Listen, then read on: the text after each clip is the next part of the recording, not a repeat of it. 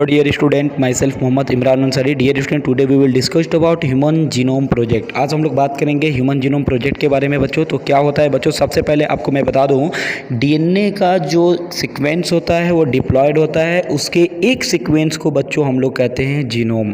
यानी डीएनए का जो हैप्लॉयड सेट ऑफ क्रोमोसोम्स होता है उसी को जीनोम कहा जाता है। और डीएनए का जो जीनोम होता है वो 23 क्रोमोसोम से बना होता है। ह्यूमन जीनोम जो होता है उसके अंदर लगभग 3 बिलियन बेस पेयर पाए जाते हैं। ह्यूमन जीनोम प्रोजेक्ट का सबसे पहले बच्चों स्टार्ट यानी खोज बच्चों 1990 से शुरू हुआ था, 2003 में पूरी तरह से कंप्लीट हो गया। और ह्यूमन जीनोम से बच्चों हम लोग एक ह्यूमन के अंदर उसके जीन के अंदर कौन कौन सा बेस पेयर है, कैसे कैसे है, उसके अंदर कौन कौन सी डिजीज़ हुई है, इन सभी चीज़ों के बारे में हम लोग आसानी से जानकारी ले सकते हैं। इसको सबसे पहले बच्चों अमेरिका में स्टार्ट किया गया और बहुत सारे देश मिलकर ह्यूमन जीनोम प्रोजेक्ट को शुरू किए थे बच्चों, इस बात को याद रखिएगा। जस्ट उसके बाद से बच्चों आखिर इसका गोल क्या क्या था बच्चों, आखिर गोल क्या क्या था, लक्ष्य क्या क्या था ह्यूमन जीनोम का। तो सबसे पहला लक्ष्य था बच्चों कि डीएनए के अंदर जो जीन है उसको पहचानना, किस प्रकार से वो है, कैसे दिख रहा है, उसका पहचान करना। उसके अंदर 3 बिलियन यानी 3 अरब जो बेस पेयर है उसके बारे में पता लगाना। फिर उसको बच्चों स्टोर करना यानी डेटाबेस के अंदर स्टोर करना। फिर उसको पहचानना, एनालिसिस करना। फिर बच्चों उसको ट्रांसफ़र करना जहां उसको ज़रूरत है।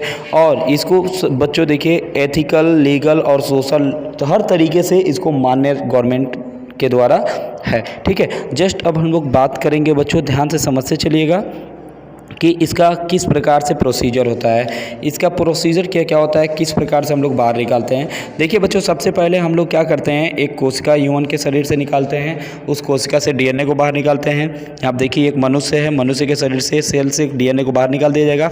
ये एक डीएनए है और इस डीएनए को बच्चों रेस्ट्रिक्शन एंडोन्यूक्लियस एंजाइम की सहायता से आप देख सकते हैं इसको कट कर दिया जाता है।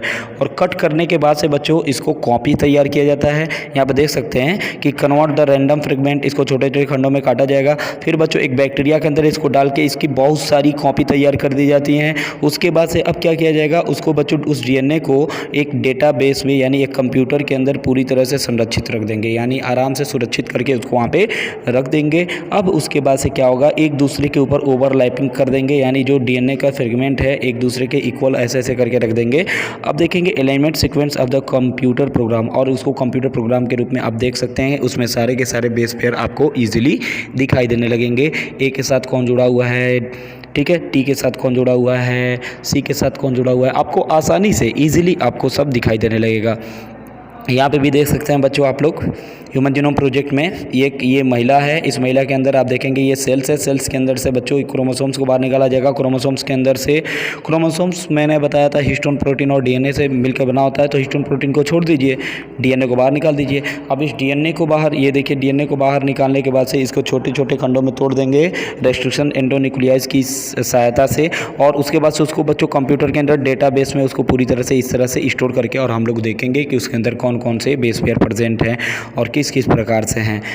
जस्ट इसके बाद से हम लोग देखेंगे बच्चों ह्यूमन जीनोम प्रोजेक्ट का खोज कौन किया था। तो सबसे पहले ह्यूमन जीनोम प्रोजेक्ट का खोज बच्चों फ्रेडरिक सेंगर एक वैज्ञानिक थे, इन्होंने किया था। Sanger has also developed the method sequencing of amino acid in protein DNA converted random fragment as there are technical limitation in sequencing very long piece of DNA. ठीक है, बड़े बड़े डीएनए को हम लोग छोटे छोटे फ्रेगमेंट में तोड़ सकते हैं। Human genome project was closely associated with bioinformatics. ठीक है, बायो इन्फॉर्मेटिक्स क्या होता है बच्चों, application of computer science and information technology to the field of biology medicine. ठीक है ना, जहाँ पे इसका यूज़ किया जाता है। जस्ट बच्चों हम लोग बात करेंगे, यहाँ पे आप देखेंगे ऑफ द 24 क्रोमोसोम्स। ठीक है ना, 24 क्रोमोसोम्स में से जो 22 क्रोमोसोम्स होते हैं बच्चों ये ऑटोसोम्स होते हैं, और ये जो होते हैं बच्चों एक्स और वाई सेक्स क्रोमोसोम्स होते हैं। Last sequence one of the chromosomes, इनको बताया गया था 2006 मई में। Genetic and physical map on the genome were generated using the information और polymorphism of restriction endonuclease enzyme. मैंने आपको बताया था बच्चों की रेस्ट्रिक्शन एंडोन्यूक्लियस एंजाइम की सहायता से इसको कट करते हैं। और इसमें बच्चों जो डीएनए बार बार रिपीट होता है है उसको माइक्रो सैटेलाइट डीएनए कहेंगे, और इसी को बच्चों VNTR कहेंगे। VNTR का मतलब होता है variable number of tandem repeat. DNA sequencing also have been done in bacteria. Bacteria में इसको किया जाता है बच्चों, इसके नंबर को बढ़ाया जाता है या ईस्ट में बढ़ाया जाता है, ठीक है ना।